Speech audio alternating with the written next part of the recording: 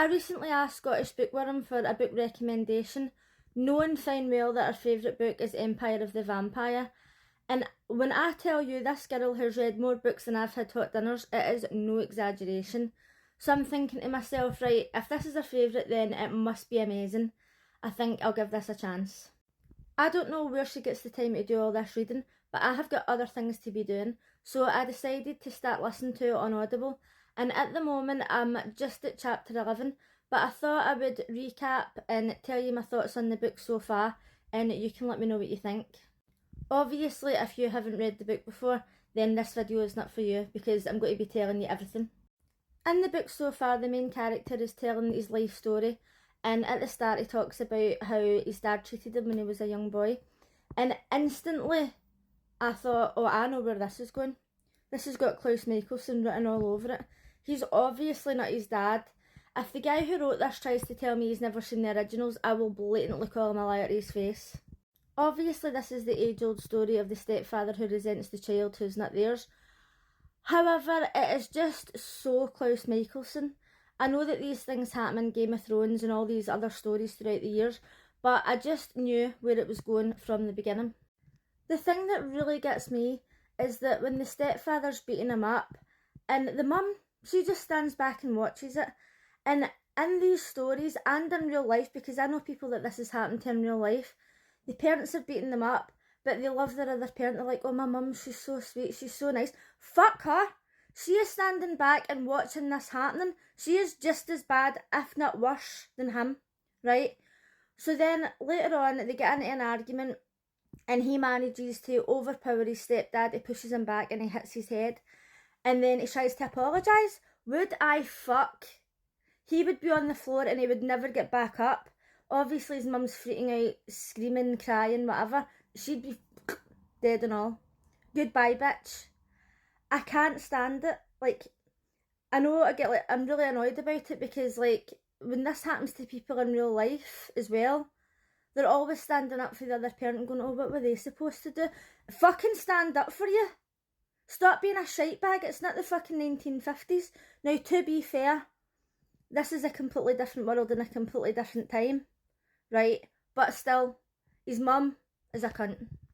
I'm just starting chapter 11, and the more the story's going on, the more I'm just thinking, do you know what? I hope that at some point he goes back to visit his family and the two of them just absolutely get fucking ripped to bits. Both of them. That will make me happy. So he's in love with this young girl, he's over at her house and they're kissing and stuff. And she's like, oh no, we can't because, like, I'm bleeding, right? And when he was saying, oh, I could smell it and it was exciting me, that gave me that actual heave, right? Even, like, vampires drinking blood and stuff, all fine and well.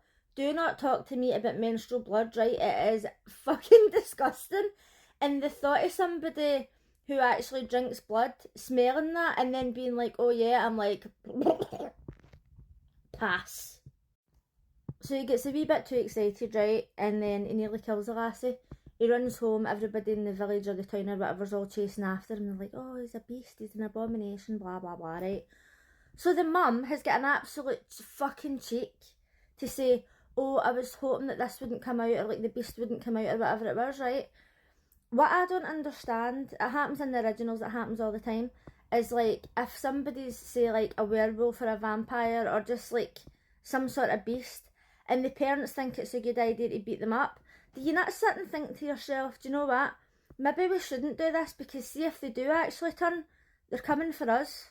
Obviously in his case that's not what he's done, but that's the first thing I would do. So the poor guy gets dragged away from his family, he's got no idea what's happening.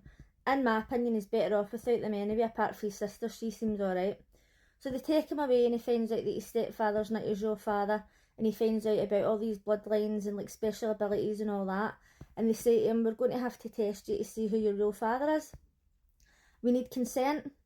So if we do this without consent, then it's punishable, right? So then he says, what happens if I don't consent? And they start whipping him. And I'm like, I'm not sure, right? But I think that if you ask somebody for consent and you're whipping them, telling them to give you consent, you know, that doesn't really sound like consent to me.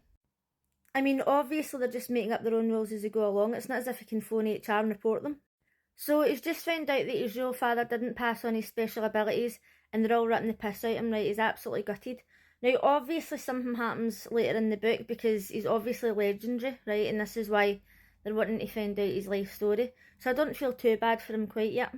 Considering I never read or listen to books anything like this, I think it's going quite well so far. I like the fact that it gets straight into the story. There isn't too much world building, like it goes through it fast, like it describes what they're seeing, it describes what's happening, but it's not too much and it's not boring and it's always moving on to the next thing. So I like that about it. I also like the fact that it seems to be quite a detailed and in-depth story, but not once have I ever had to look up a dictionary or a thesaurus to understand this book. When I was reading Wicked, I literally did not know what I was doing. I had to look up words every 10 minutes.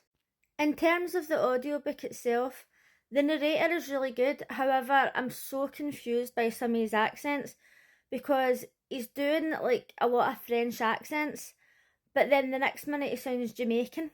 And I don't know if that character is supposed to have a Jamaican accent or if it's just the way he's speaking French. Like, it's literally as if it's going from Lumiere for Beauty and the Beast to Sebastian for The Little Mermaid. And I'm like, I kind of don't really know what's going on here. So I've still got a good 20 odd hours to go. I'll probably make one of these videos every 10 chapters or so. Feel free to give me some Audible recommendations in the comments because I've got about 14 credits that I need to use.